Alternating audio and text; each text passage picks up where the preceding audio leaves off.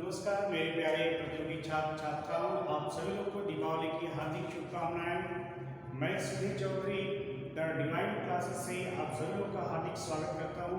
मेरे प्यारे छात्रों, आज की क्लास में मैं आप लोग को यूपी टेट का इंग्लिश लैंग्वेज का कुछ स्पेशल प्रश्न लेकर आया हूं, जो आप स्पॉटिंग एरर में यूज करते हैं या इम्पोर्टेंट क्वेश्चंस आप पढ़ें।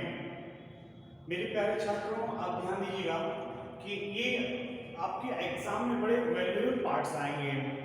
ग्रामर का चूंकि पार्ट्स वही होता है, लेकिन आपके बदले होते हैं, तो वोकैब के पार्ट्स बदले होते हैं, शब्दकोश के पार्ट्स बदले होते हैं। बाकी सारे रूल्स आपको उसी प्रकार से यूज किए जाएंगे। तो चलिए आज की क्लास में हम लोग स्टार्ट करते हैं और आप लोग समझिएगा, ध्यान दीजिएगा। आपको the divine classes important questions for UP TET, important question for UP TET, सब समझेंगे। यूपी टेट इंग्लिश लैंग्वेज की बात की गई है। मेरे प्यारे छात्रों, फर्स्ट क्वेश्चन आपका दिया गया, which of the following sentences has a collective noun। आपको पूछा गया है कि दिए हुए सेंटेंस में कौन सा कलेक्टिव नाउन का पार्ट्स है। तो आइए स्टार्ट कीजिए सेंटेंस को पढ़ना। आपका नंबर ए ऑप्शन दिया गया, he has a lot of milk। आपको पूछा गया है कि कलेक्टिव नाउन की बात की गई है, he has a lot of milk। आपको कलेक्टिव नाउन पूछा गया और प्रश्न में आपको आया नंबर ए ऑप्शन में, he has a lot of milk। तो देखिए आपके प्रोनाउन का पार्ट्स हो गया, helping verb article a lot of की यूज किया गया, उसके बाद मिल्क जो कि आपका अनकाउंटेबल नाउन है। और आप इसमें सबसे पहले फिर से ध्यान देंगे, कलेक्टिव नाउन की बात आई है, अर्थात पार्ट्स ऑफ स्पीच का कौन सा पार्ट यूज किया गया है। तो आपने देखा कि प्रोनाउन के पार्ट्स हैं, हेल्पिंग वर्ब के पार्ट्स हैं, आर्टिकल के पार्ट्स हैं, एडजेक्टिव के पार्ट्स हैं और अनकाउंटेबल नाउन का आपका यूज किया गया है। तो आपका नंबर ए ऑप्शन में हुआ। नंबर बी आपका रेखा इज अ फूल, इसमें भी आपका नहीं हुआ, क्योंकि कलेक्टिव नाउन पूछा गया है, समूहवाचक संज्ञा पूछा गया है, जिसमें किसी व्यक्ति और वस्तु के समूह को दिखाया गया।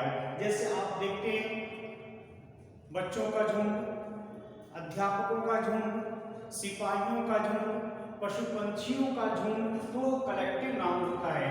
आपने देखिए कैचर, आपको मिला फर्स्ट वर्ड आपको सब्जेक्ट के रूप में, कैचर और dressing in the field. Catcher जो वर्ड यहाँ पर यूज किया गया, कैचर वर्ड का, ये आपका जो है कि कलेक्टिव नाउन है।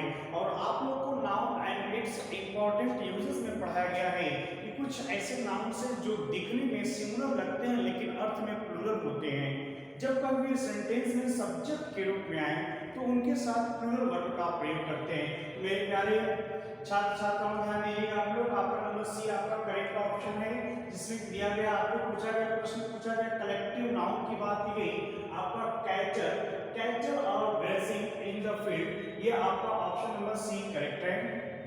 The air is cool here, आपका ऑप्शन में दिया गया the air is cool here number D का, क्योंकि आपका ये इनकरेक्ट है, इसलिए इनकरेक्ट है कि द एयर, जो एयर आपका है ये एब्स्ट्रैक्ट नाउन का यूज किया गया और बाकी से आपका कलेक्टिव नाउन का कोई पार्ट्स नहीं दिखाई दे रहा है। वैसे कॉमन जो समझने की अंडरस्टैंडिंग की आपकी जो मेथड है वह क्या है कि आप किसी व्यक्ति और वस्तु के झुंड को देखेंगे, ग्रुप को देखेंगे, समूह को देखेंगे, वह आपका कलेक्टिव नाउन होगा। नेक्स्ट क्वेश्चन नंबर 2 पर आते हैं। क्वेश्चन नंबर 2 पर, which of the following words is an abstract noun. जैसा कि आप सभी लोगों को पता है एब्स्ट्रैक्ट नाउन की बात आई है। एब्स्ट्रैक्ट नाउन जिसे हम देख नहीं सकते, जिसे हम छू नहीं सकते, अगर हम केवल महसूस करते हैं, हम केवल वहां पर महसूस करते हैं, उसे छू भी नहीं सकते, उसे देख भी नहीं सकते, केवल हम महसूस करते हैं, वो हमारा एब्स्ट्रैक्ट नाउन है। आपको देखिए, आपने देखा नंबर ए ऑप्शन वुमेन, जो वुमेन प्रयोग किया गया ये आपका collective noun sorry abstract noun नहीं है। जो वुमेन आपका है यह आपका वुमेन एब्स्ट्रैक्ट नाउन नहीं है, यह आपका जो है कि कॉमन नाउन में यूज करेंगे और जैसे जैसे आप उसके सेंस में जाएंगे वैसे वैसे वो बदलता जाएगा। Connection, boy and dog. देखिए आप अगर वुमेन की बात करते हैं और बॉय की बात करते हैं तो मैंने आपको बता ही दिया कि आप इनको सिंगुलर नाउन में यूज किए गए हैं या सिंगुलर नाउन में यूज किए गए हैं और सिंगुलर नाउन के पार्ट्स हैं।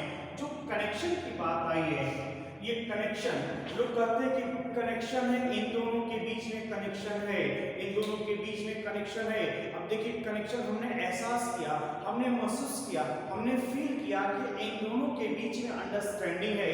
जो कनेक्शन की बात आई है, ये कनेक्शन आपका जो है नंबर बी ऑप्शन सही है, जो आपका दिया हुआ एब्स्ट्रैक्ट नाउन दिया गया है। और नेक्स्ट आपका वाई दूसरी तरह से इसका गलत हो जाएगा आपका। उसके बाद से आते हैं प्लॉ, प्लॉ भी आपका गलत है, इसलिए कौन सा जोतना होता है, ये पार्ट्स ऑफ स्पीच का आपका वर्ड है। नेक्स्ट नंबर थर्ड क्वेश्चन पर आते हैं, we need peace in our country, इसमें पूछा गया we need peace in our country, choose a abstract noun. आपको एब्स्ट्रैक्ट नाउन इसमें भी देखना है कि एब्स्ट्रैक्ट नाउन कौन है। आपने देखा state, peace, need and our. Number A state, क्योंकि स्टेट इसलिए नहीं हुआ, स्टेट जो दशा को दिखाता है, जैसे आप पार्ट्स ऑफ स्पीच में एडजेक्टिव की विशेष बात करते हैं, क्योंकि देखिए आपके पार्ट्स ऑफ स्पीच से ही आपके अधिकतर प्रश्न पूछे जा रहे हैं। मैंने आपको कहा स्टेट जो वर्ड है, स्टेट आपके पार्ट्स ऑफ स्पीच का एब्स्ट्रैक्ट नाउन नहीं है। पीस, पीस मींस होता है शांति, ये आपका करेक्ट ऑप्शन है। जो पीस है, पीस आपका करेक्ट ऑप्शन है। नीड भी आपका नहीं होगा, और भी आपका नहीं होगा, और नहीं आपका स्टेट माना जाएगा।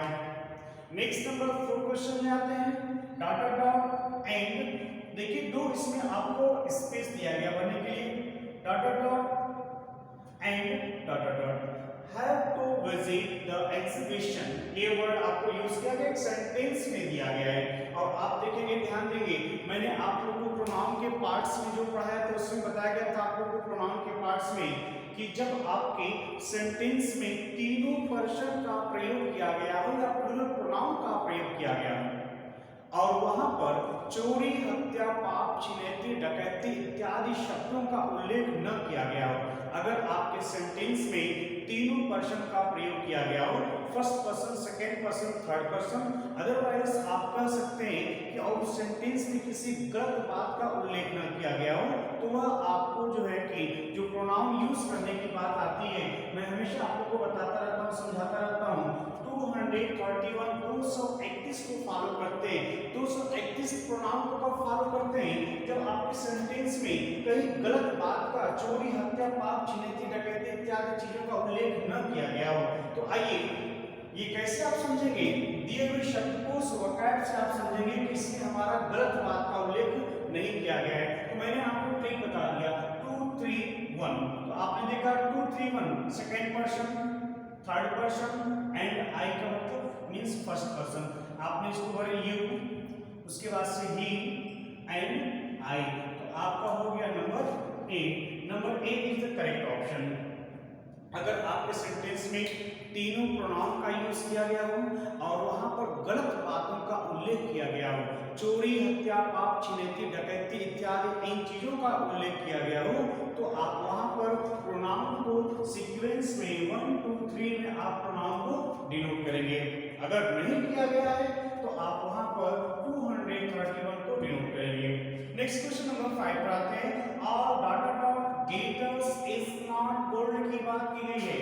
लिखा गया all data dot glitters is not gold कि हर कोई चीज चमकने वाली सोना नहीं होती, जैसा कि प्रोवर्ब्स में बोला जाता है मुहावरे में कि हर कोई चमकने वाली चीज सोना नहीं होती। और आप सभी लोग जानते हैं कि आज की स्थितियां क्या बनी है, आज की स्थितियां ये बनी है कि जिस व्यक्ति का जितना ही जो फिजिकल अपीयरेंस बेहतर रहता है उतना ही उसके तरफ सभी लोग का अट्रैक्शन ज्यादा होता है। तो मेरे प्रिय छात्र छात्रों, आप लोग कृपया ध्यान दीजिएगा, मैंने कहा कि all data dot glitters is not gold, ये आप लोग को निश्चित पढ़ाया गया, बताया गया, समझाया गया है कि जो ऑल वर्ड यूज किया गया है और उसके बाद से अनकाउंटेबल नाउन की बात की गई है, ये आपका अनकाउंटेबल नाउन है glitters। तो आप वहां पर ऑप्शन नंबर बी लाएंगे, दैट का प्रयोग किया जाएगा। All that glitter is not gold, ये आपका नहीं होगा और ना ही ये होगा, यहाँ पर आपका यूज किया जाएगा all that glitters is not gold कि हर कोई चमकने वाली चीज सोना नहीं होती है। उसके बाद से नेक्स्ट नंबर 6 क्वेश्चंस पर आते हैं, the jury of agree in data dot opinion. मेरे समस्त विद्यार्थी ध्यान दें, एकदम ध्यान से समझिएगा, आप लोग के माइंड में सुपर कंप्यूटर में भी तूफान आ जाना चाहिए समझने के लिए। मैंने कहा क्या, the student agree in dot opinion, मैंने आपको एक सेंटेंस दिया और इसमें फिल द ब्लैंक्स आपको भरना है। कौन सा एप्रोप्रिएट होगा, जो केस होता है पॉजिटिव केस की मैंने बात किया। मैं आप लोगों को बताया था कि जो आपका कलेक्टिव नाउन होता है, मैंने आप लोगों को बताया था कि जो आपका कलेक्टिव नाउन होता है, ये एक बार नहीं कई बार बताया था कि जब कलेक्टिव नाउन में सिंगल सेंस को दिखाया गया हो तो वहां पर सिंगुलर वर्ब का प्रयोग करते हैं, और जो केस का प्रयोग किया जाता है पॉजिटिव केस, वह आपका इट का इट्स माना जाता है। नंबर आपका बी सही हो जाएगा, यहाँ पर इट्स हो जाएगा, बाकी इनका प्रयोग नहीं किया जाएगा। एक बार इनका एक्सप्लेन फिर से सुनिएगा, मैंने क्या कहा कलेक्टिव नाउन। जैसे मैंने आपको क्या लिखा, फैमिली, मैंने एक वर्ड आपको दिया, फैमिली वर्ड दिया। अब कहते हैं क्या कि मेरे परिवार में एक मत है। जैसे फैमिली आपका कलेक्टिव नाउन हो गया, कई लोग हो गए, और आपने कहा कि मेरे परिवार में एक मत है। एक मत है मतलब सभी लोगों का विचार एक जैसा है, तो कई लोग हो गए, कलेक्टिव नाउन हो गया। लेकिन जो उनका सेंस है, जो उनकी भावनाएं हैं, जो उनका विचार है, वह क्या है, एक है। तो ऐसी स्थिति में सिंगुलर वर्ब का प्रयोग करते हैं और उसके साथ प्रयोग होने वाले पॉजिटिव केस जो होते हैं वो आपका इट्स का प्रयोग किया जाता है। जैसे मान लीजिए कोई टीम है, कोई टीम हो गया, कोई फैमिली हो टीम। जैसे आप अक्सर सामान्य बोलचाल की भाषा में सुने होंगे कि मेरे परिवार में तो हैं बहुत से लोग, लेकिन सभी लोग जो है कि मतवाला हैं। मेरे परिवार में सभी अपने अपने मन के हैं। तो ऐसी स्थिति में कलेक्टिव नाउन होने पर, कलेक्टिव नाउन तो होगा, लेकिन ऐसी स्थिति में आपका प्लूरल वर्ब और प्लूरल प्रोनाउन का प्रयोग किया जाएगा।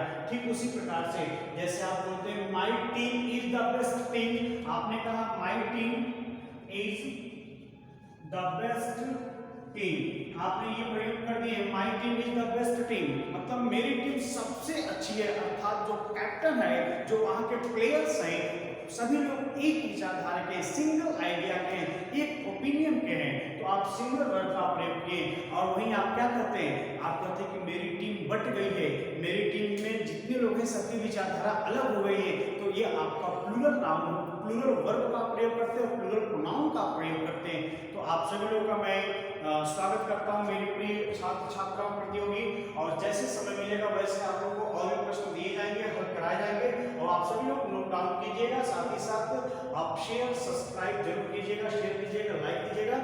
आप सभी लोग को बहुत बहुत धन्यवाद, थैंक यू।